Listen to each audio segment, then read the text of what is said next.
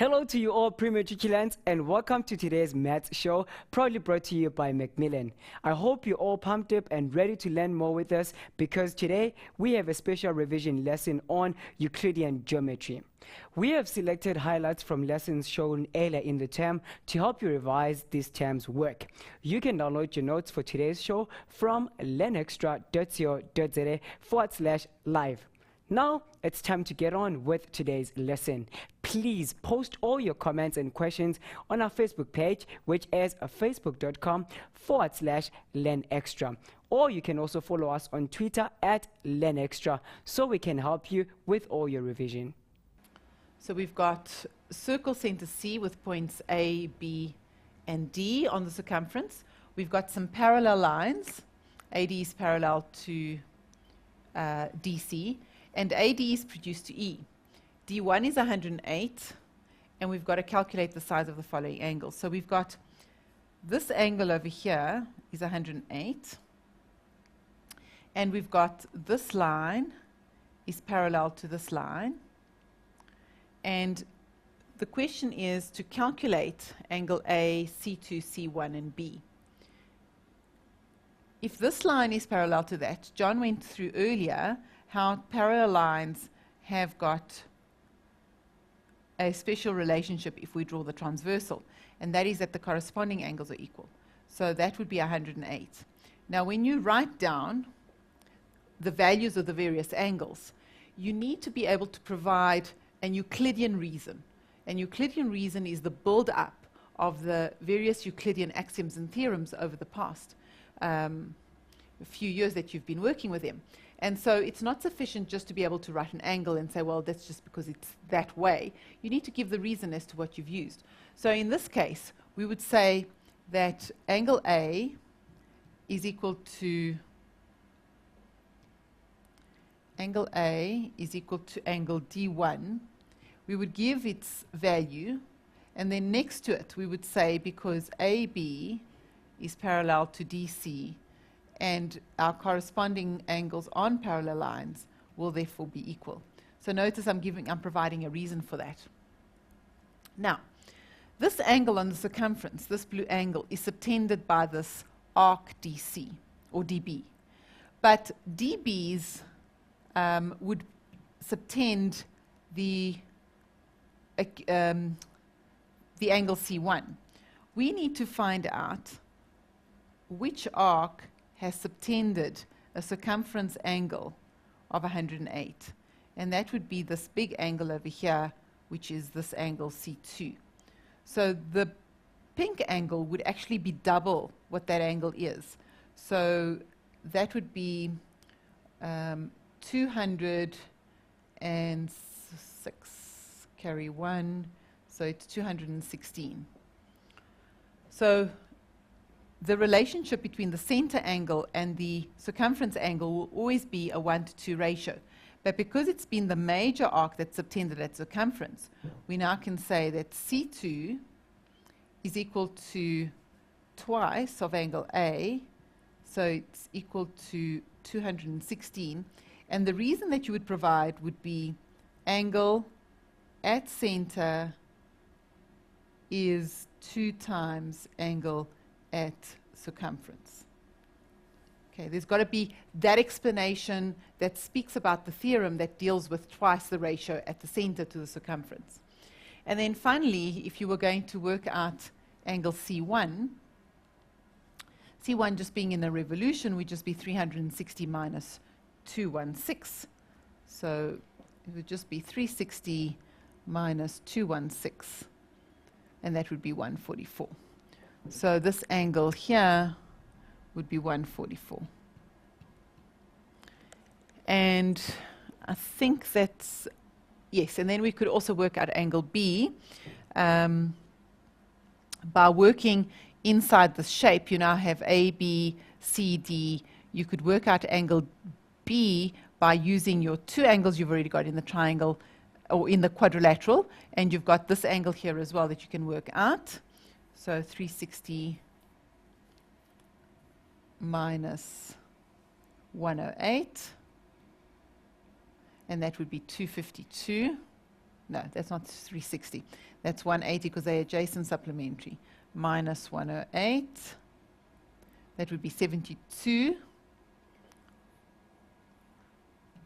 So these two are adjacent supplementary. They lie on a straight line. And then this last one, we could now actually say that in a quadrilateral, they all add up to 360. So we're going to take away 108. We're going to take away 144. We're going to take away 72. And in the end, we're left with 36. So this angle over here would be 36 because of my quad. So notice that it's never, you can't ever leave the work you've done previously just in the other grades. You've got to always connect what are the lines doing, what's the relationship to those lines. So we had a pair of adjacent supplementary, plus we had the major arc subtending a major center angle, which subtends half of it at the circumference. And always reminding yourself that you need to have a reason, an Euclidean reason for what you're doing. You can't just say, oh, because I'm calculating the angle. You've got to have a valid geometric reason at calculating those angles. If we have a diameter, then that diameter is going to subtend a 90-degree angle. Why? Because a diameter will have 180 degrees at the center, so when it subtends the circumference, it will be a 90 degree. So it's a special feature of the diameter. It will subtend a 90-degree angle. In this picture, we have some information with a given diameter, and straight away we can really just expand on that and say that therefore we have a 90 degrees. And we've got this line is parallel to that line. And we've also got that this line is perpendicular. BP is perpendicular to AC. And we've got that B is 35. Okay, what are the questions? We want to find angle A and angle C. Okay. Now I'm sure some of you are already looking at this triangle over here and you're saying, well, if that angle's 90 and that angle's 35, then that angle over here has got to be 55. Okay, so that's angle C2. And while you're sitting on the parallel lines, you're traveling along the lines, and you're saying, okay, here's a little Z shape. So those lines are parallel, which means that the alternate angles will be equal to each other. So that is 55. Now I'm really curious to see how you'd write that up, because it's one thing working on the picture. It's like a puzzle. You get given some information and then you build onto that information, and you can actually work very nicely. But part of your job is to write this up for an examiner who's going to be marking your work, or for a marker who's going to be marking your work.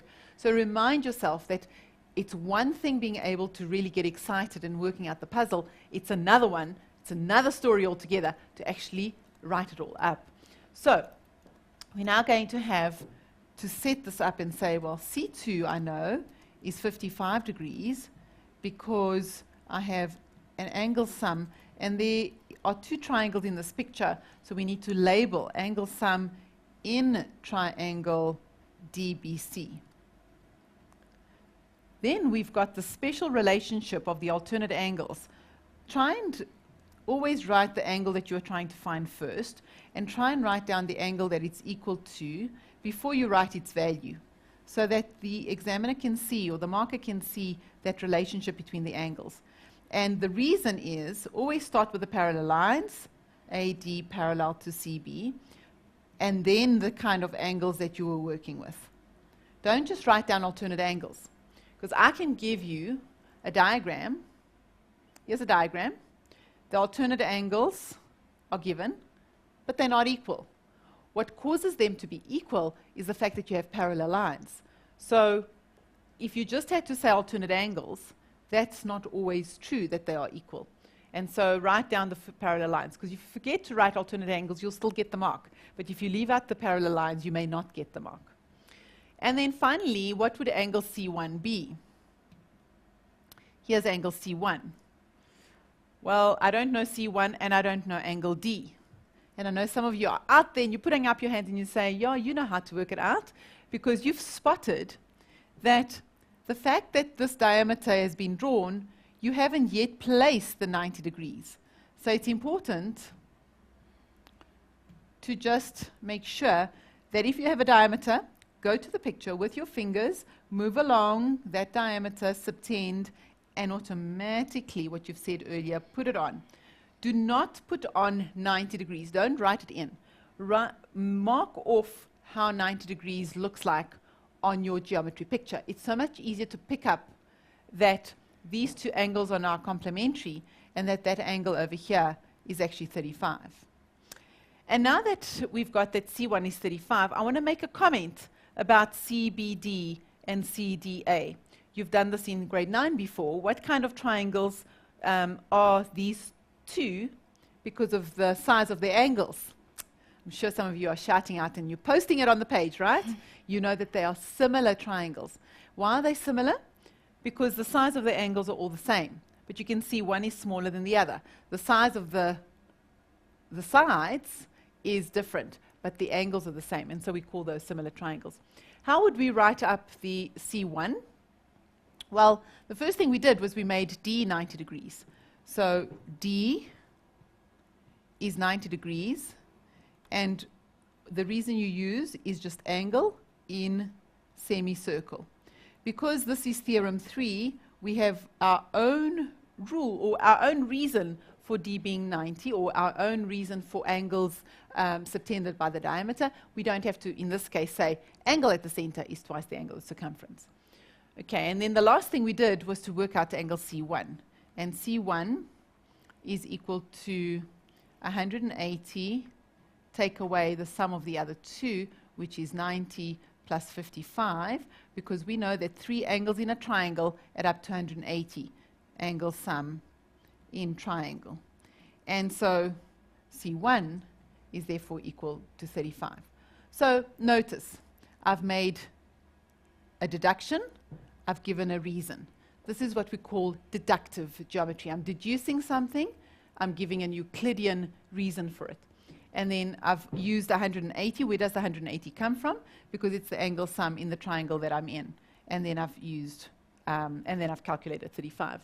So the reasons that we're giving are not by calculation or substitution. Those are not mathematical reasons. We are giving some specific reason because of the type of geometry that we are working with.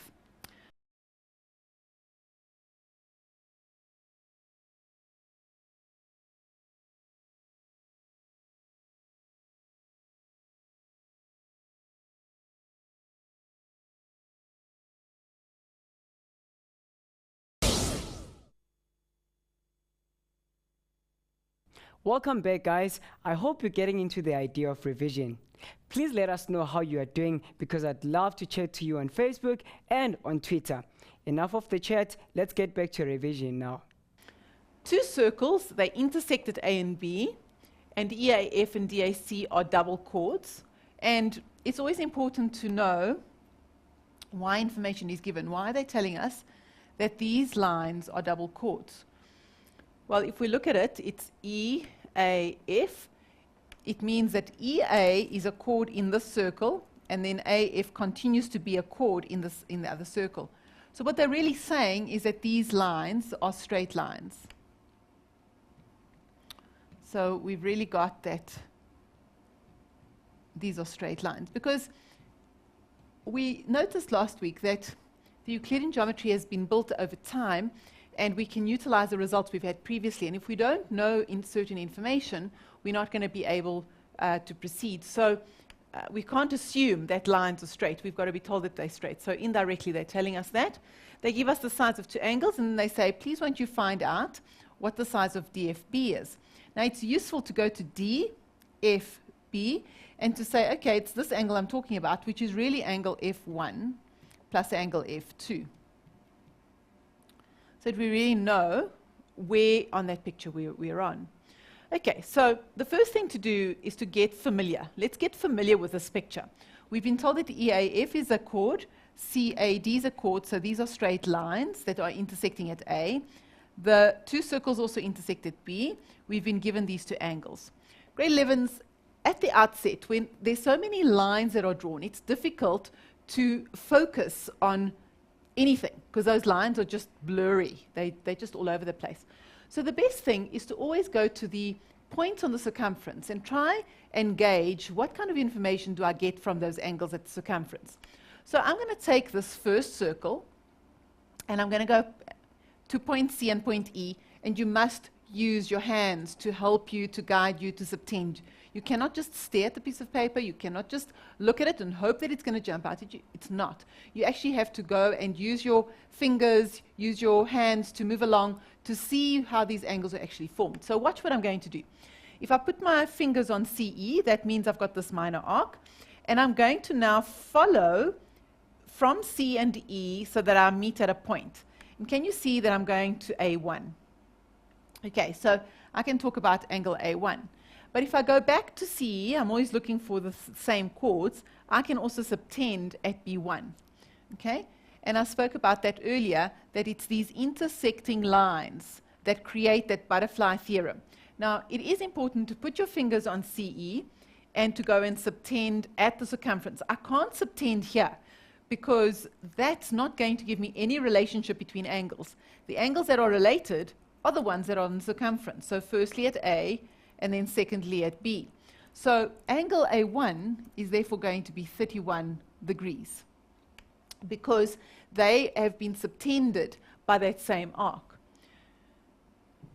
So I said to you earlier that all of this, there are too many lines, so we need to focus on one circle. Begin with a circle that perhaps has got the most information.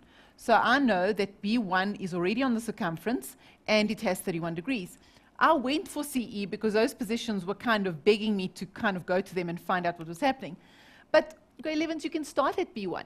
You can say, let's go to B1 and let's see where B1 comes from. Can you see it comes from CE?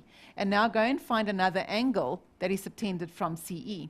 So that would give me that connection. So intersecting lines inside a circle will always give us that focal point to go and look for angles in the same segment.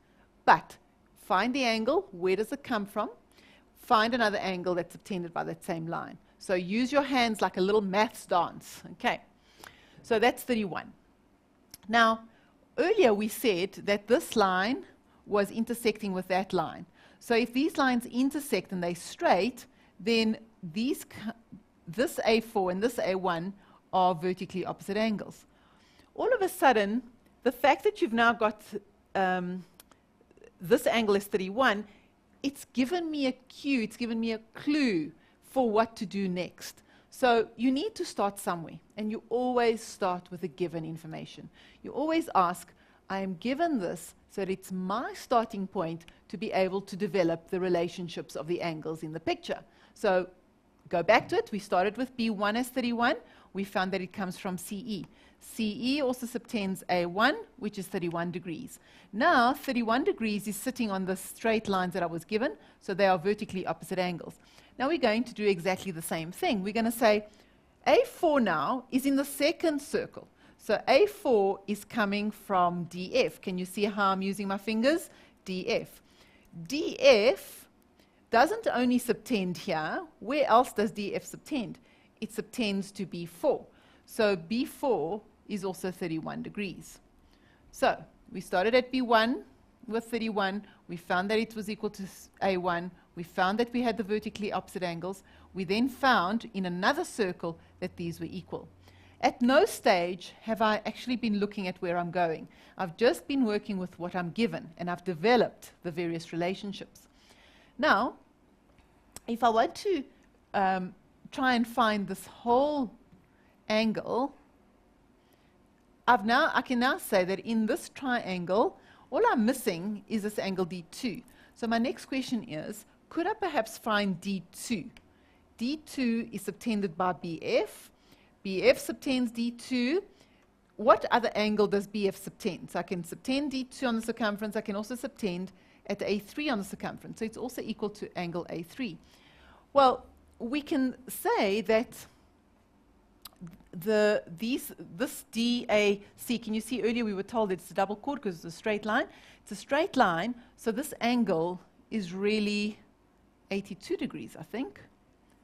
because that's 31, that's 67, that adds up to 98, and 98 plus 82 will give me 180. So I needed D2. I was able to find it by using A3. I can now have that as A2, and then in that triangle there, it's obvious that that angle then is 67. So can you see how I've used the multiple theorems to be able to get to that? So now, how do we write that down? It's nice to do it as a puzzle on the diagram, but how do I write it down? Well, I would always start with where I began. So I began with B1 and A1. That's where I started. So always start with the angle that you don't know. So A1 is the one that I found, and it was the same as B1. The one that I'm finding, who's it connected to, and what is its value. So there must always be that link. You cannot just write A1 is equal to 31. Why is that? And the reason is because they're coming off the same chord, they are going to the same segment. So angles in same segment. You don't have to be fancy. A circle was given, so it's just angles in the same segment. Then we found A4, but A4 is also equal to A1, which we now found as 31 degrees. They are vertically opposite angles. And then we've got, let's go too far up, we had that B4 was equal to A4, and B4 was equal to A4, which was equal to 31 degrees. Again, we were using the angles in the same segment. And finally, we found A3, but A3 was equal to 82 degrees because we had a straight angle.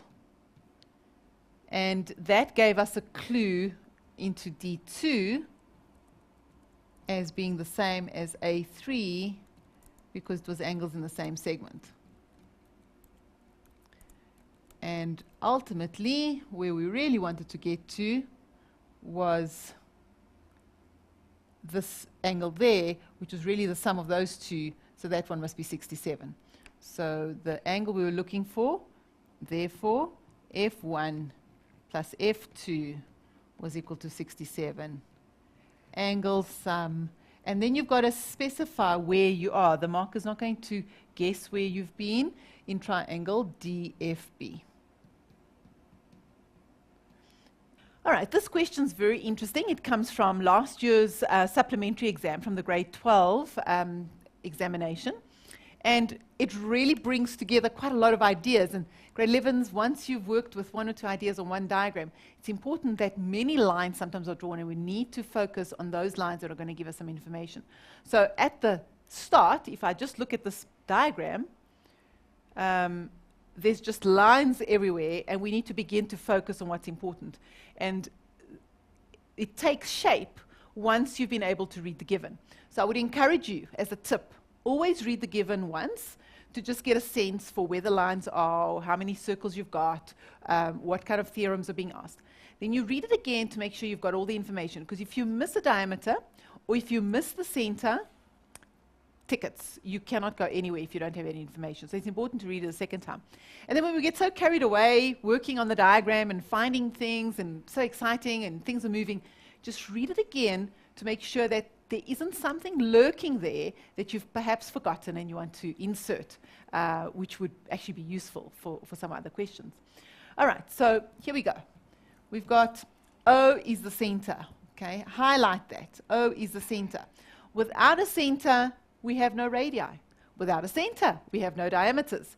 So don't jump into the diagram and say, oh, there's a radius. Be careful. Did you start with a center? So we have a center, and we have a diameter. Got a diameter as well. Chord CF is produced. This is very important language. It's not just sitting there just so that they can waste your time reading. What is produced? What's the effect of produced? It means that we've got a straight line. And with straight lines, we've got straight angles. So we've got that meets chord BF, which has also been produced. Meets chord EB, produced at D. Okay. Chord EC is parallel to chord BF. Oftentimes on the diagram they'll have those, but that's just confirmation. So we've got some parallel lines. This is great. Got lots of information. And then we have also, they've given us one angle to work with, and this is fantastic. If they don't give you an angle to work with, then I would say you introduce some values. It's so much easier to work with geometry when I've got the angles. Okay, so I've got O1, and the most important thing that we read was that O was the center. So who goes from the center to the circumference? The radii, so I have that, would be equal to that, and also equal to this. So I've got 3 radii that are coming off that center. Most important, go to the center. I've got a center angle. It's subtended from CB. It's 2x. Who am I going to find? Angle at the center, I must have its partner at the circumference. Go and find the angle at the circumference. There we go. So angle E is half of that, so angle E must be x. Now, as I move to this new position on the circumference, I notice that this line, or the ray to angle x, is actually parallel. So obviously I'm going to look, who's the partner that's parallel to that? It's that line. Follow the transversal. That means that this angle is also x. Notice how I have not gone to any questions. I have just worked with the given information. You see how important it is. It's giving you all the clues, all the secrets to what's going on in that picture. So don't get all excited and go to the questions. First have a look at what the picture's given us. It's given us so much information. It's given us radii. It's given us an angle at the center, which we have a partner at the circumference. Now we're lying on the parallel line, so we've got some corresponding angles. This is wonderful. Anything else that we notice? Well, let's go and see what else we've got. In the diagram below, AB is a diameter. So AB is a diameter, which means that that's a straight line. So we can also find out what that angle there is if we wanted to. Okay. But we've just learned about cyclic quads. So let's go and see if we've got any of these cyclic quads. I've got E, I've got B, I've got F, and I've got C. So right there, with those 4 points, I've got a cyclic quad. What have we learnt about cyclic quads?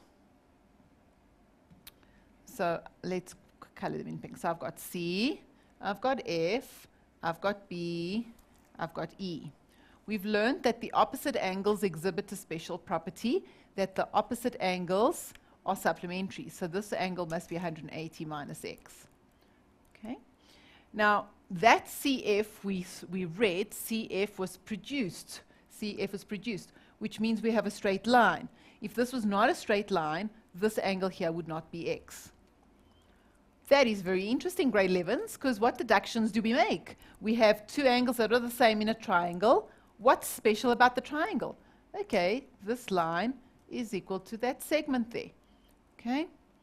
Because it's isosceles. We've also got that there are another 4 points on the circumference. There's this one here, that one there, that one there, and that one there. So that's also a cyclic quad, which means that its opposite angles are also supplementary, so that angle is x as well. Or can you see how from E we could have subtended to A as well, and those are angles in the same segment, which simply means that we then have that this angle is also equal to x. Okay, now, the most common error that I see with grade 12 geometry when I mark is that they find any 4 points and they say that these angles must be supplementary. So those 2 must be supplementary. The cyclic quad, first go and find it. Go and color in the points and make sure that all 4 points are on the circumference. Because can you see, I'm going to add this angle and that one, and they don't add up to 180. So it means that this quad in here is not cyclic. The 4 points have to be on the circumference. Otherwise, we don't have a cyclic quad. So you need to really look at that. Okay, so if we now look at the questions, determine in terms of exercise of F1, where's F1? Well, we found it. There it is. Did we find that DF was equal to BD? There it is. Did we find that C1 is equal to C3? Well, we found that C1 plus C2 was equal to X. And the question is, could we say something about C2 and C3? Could we say something about that, that angle over there? And perhaps if we did a little bit of thinking, it would come from that original cyclic quad, remember that pink one, would be to say, well, I do know that if I produce, okay, I'm going to highlight it in green. So let's just highlight, okay, that doesn't work. Let's just undo that. Let's highlight it in yellow. So if we just outline the cyclic quad there, if we produce one of its sides, we create an exterior angle. And the exterior angle will be equal to the interior opposite angle. So that's also equal to x. So you've got C2 plus C3 is equal to x. And you've got C1 plus C2 is equal to x. The two totals are the same. Therefore, they've got a common angle. Therefore, C1 must be equal to C3. So just a little bit of thinking around there. But lots of cyclic quads and lots of working with the properties of the cyclic quads. Two circles intersect at B and A. CBD is a double chord. CSE and DTE are drawn to meet BA produced in E, and SA and AT are drawn. So all that information there is just a position for us where each of the points are, where each of the lines are, and it's not given us anything interesting. There's no center, there's no diameter, there's nothing to work with. There's just lines, okay? Then they've also given us that B1 is X and A4 is equal to Y, and we need to prove that this shape is actually a cyclic quad. So let us go to the shape. Everybody take your colored pen. We're all going to do this together. SATE, and we're going to outline that shape. So SATE.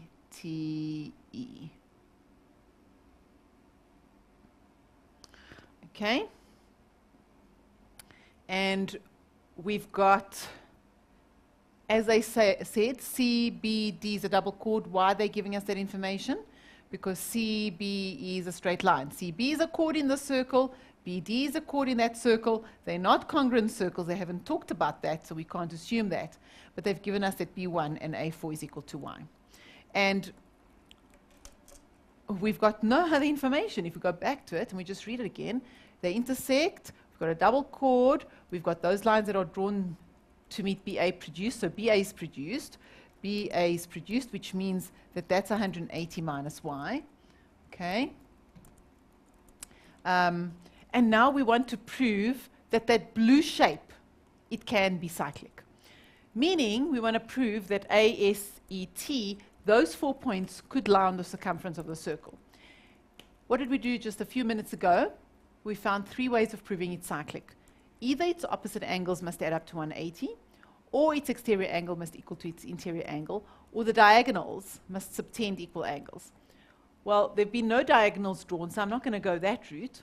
But if I took ES as being produced to C, then can you see that S1 is the exterior angle, and the interior angle has got to be opposite it. So this would be adjacent to it. This would be on the same line. Opposite means it's got to be directly the opposite vertex. So the two vertices have got to be opposite each other. So if you put your fingers on there, you'll see that they're opposite. These are not opposite. They are adjacent. These points are on the same line. So make sure that, okay, that's an option for us. We can work with that if we wanted to. And then if we go to what's given, okay, so that's where we're going. If we look at what's been given, we go C, B, A, S. Ah, what is that? Those points on the circumference. C, B, A, S on the circumference. So what kind of shape is that? There are on the circle. So C, B, A, S is a cyclic quad.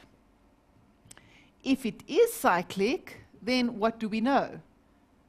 That its opposite angles are supplementary. So that gives me that that angle is 180 minus x. Okay? And we've also got that this line is straight. So how much is this angle over here? That's also x. Okay. And we're going to write down as many angles as we possibly can. We're also given that this is a double chord, so if this one's x, how big is B2? 180 minus x. Okay, now I was in CBAS as my cyclic quad. I've now moved into this angle here, which is in another circle. So let's see if we can find some cyclic quads there, because this geometry is all about cyclic quads. So there's a point, there's a point, there's a point, there's a point. So this one's also cyclic.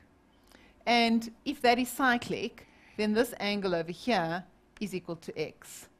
And this angle over here, it must be 180 minus x. So it really didn't matter which route we took. We could have shown that the exterior there is equal to the interior opposite, which it is, or we could have shown that the pair is opposite, is supplementary, or we could have shown that that angle is equal to that angle. So there's actually 3 different ways of actually finding that is cyclic.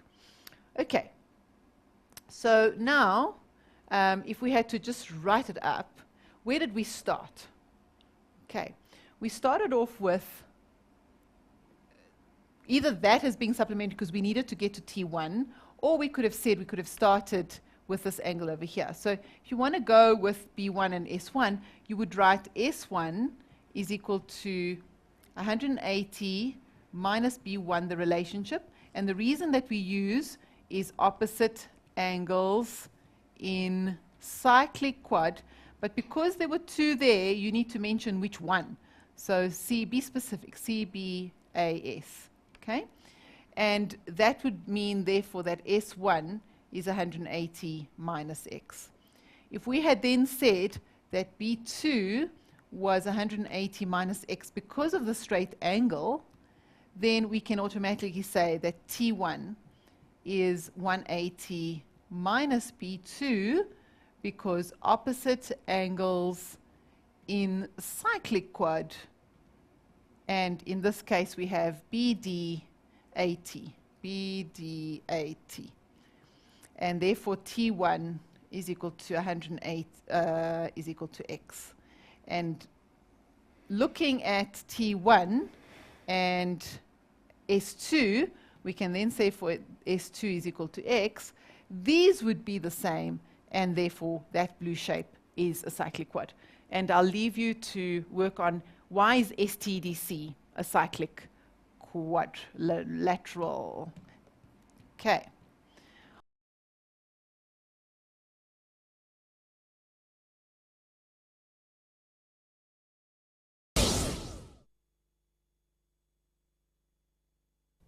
Welcome back from the break. I can't believe that spring is here and soon it'll be time to plan for your final exams.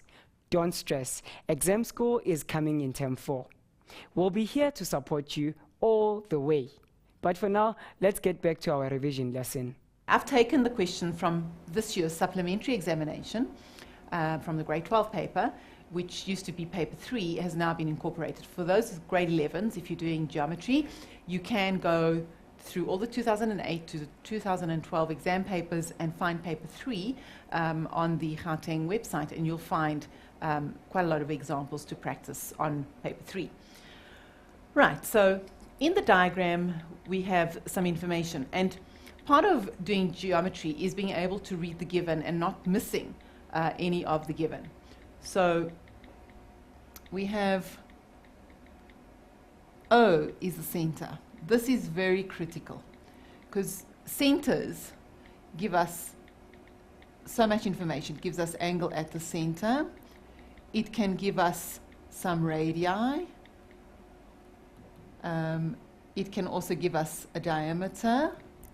So all these parts of the circle will ultimately enable us to connect various angles together and to link them in some way. So that center is a very powerful thing. We've also got here's something that's quite important as well. We've got PKR is a tangent. We're looking for those words because what do we know about tangents? We have tangents are perpendicular to radii or diameters. We have the angle between tangent and chord, which we've just done a moment ago. And we've also got, if we have more than one tangent, if we've got two tangents, it gives us an isosceles triangle. So center, tangent, they are what we call loaded words. They've got lots of activity about them that we've got to go and put on the diagram. We've got a given angle. We've got OUV is 48. Often these bits of information are placed on the diagram, but we're going to go and have a look to see if they're there. Okay, OUV is 48, as I expected, and KTU is 120.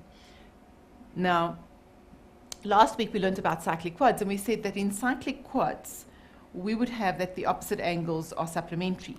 So my guess is that this angle would be 60 degrees. Mindsetters, would you agree that that is true? That those angles would be supplementary because we've got a cyclic quad. The 4 points are on the circle. Is that true?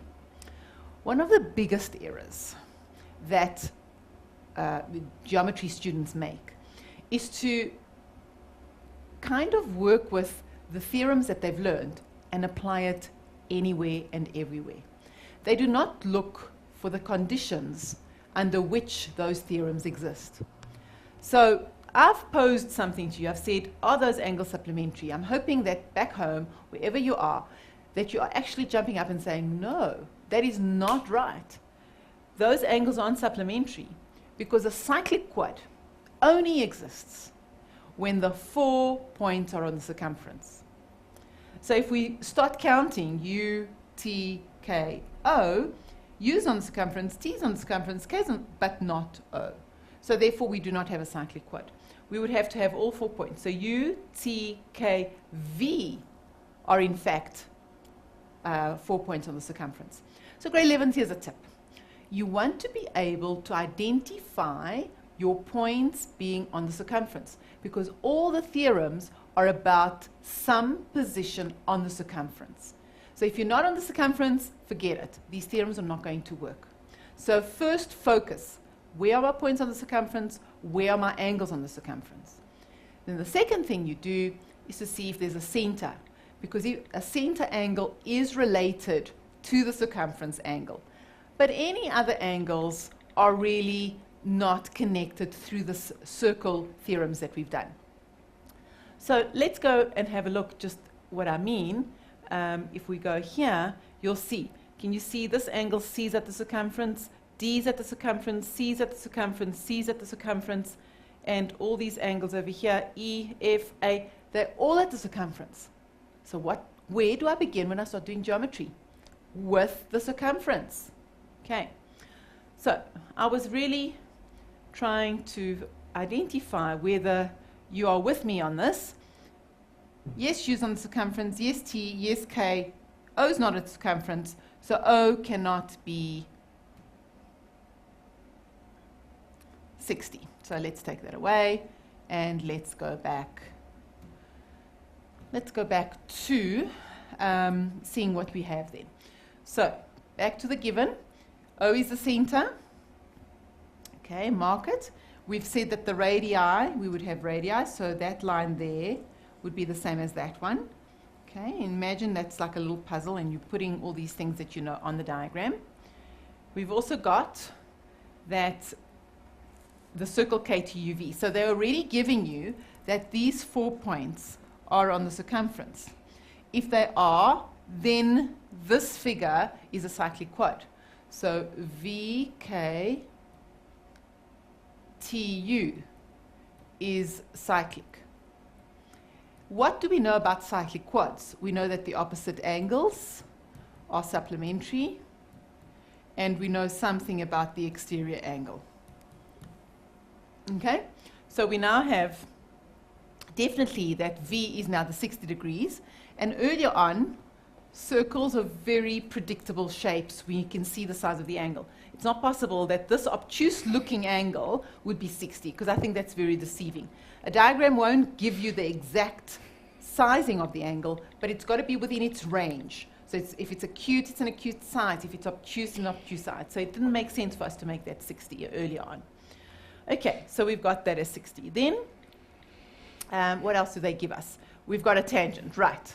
The next thing that you do, what color did I make it? Yellow, is that we would like to color in our tangent, and we would like to write on the diagram that it's a tangent so that we don't forget to go and fetch that information from it.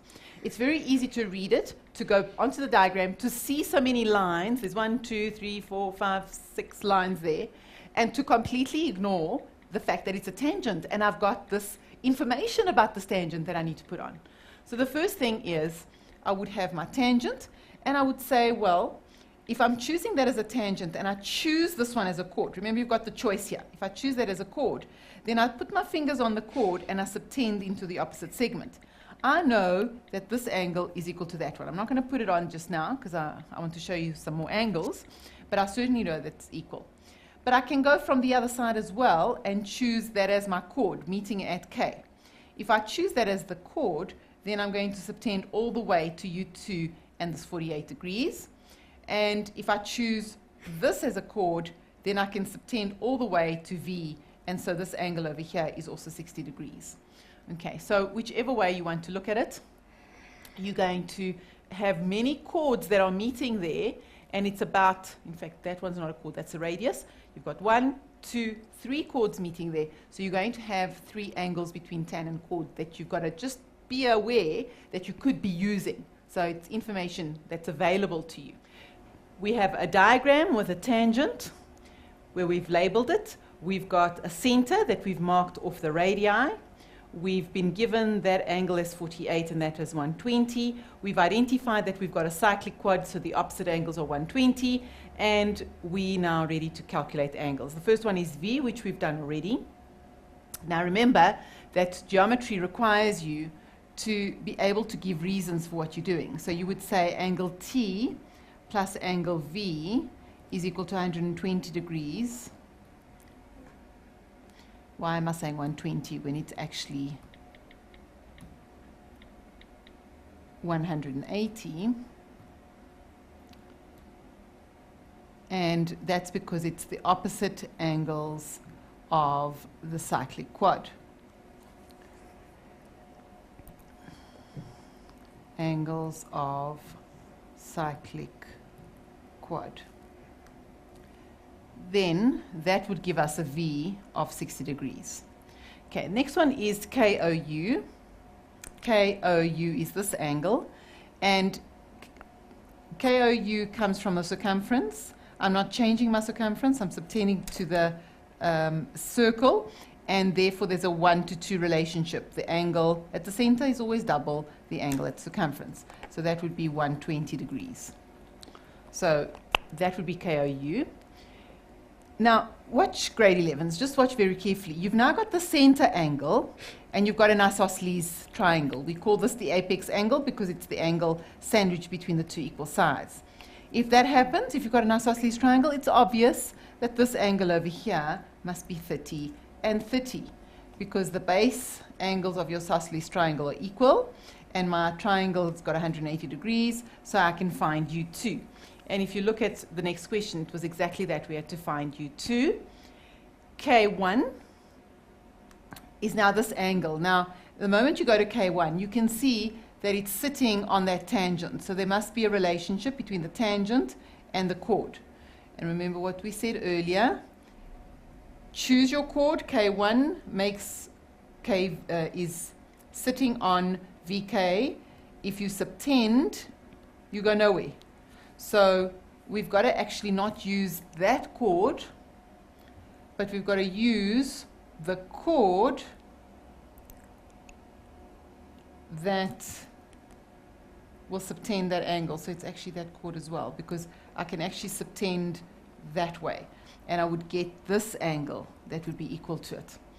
So K1 is actually the sum of those two. There's my tangent. My chord subtends to it. Just draw a proper tangent. There we go. Let's just finish off. There we go. That's better. Highlighting the tangent. Then from that chord, subtend to that angle. So 78 degrees is what that angle there is, angle between tan and chord. And then lastly, K2, how big is angle K2? That would be this one here. Let's just color it in there. There we go. This angle here. How could we work that angle out? Well, we've got this 48, we've got that 30, we've got that 30, we've got that 60. It's the remaining angle of that big triangle. So we've got that going there. Grade 11s, we have come to the end of today's show, but thanks to Macmillan for making this possible, and thank you for joining us and for participating in this revision session. Remember to always visit our website, learnextra.co.za/live. That's where you can get all the notes and watch our videos. If you're stuck on any questions, make sure you post them on helpdesk at learnextra.co.za/helpdesk. And don't forget, learning is the only thing the mind never exhausts, never regrets, and never fears. Keep learning. Peace.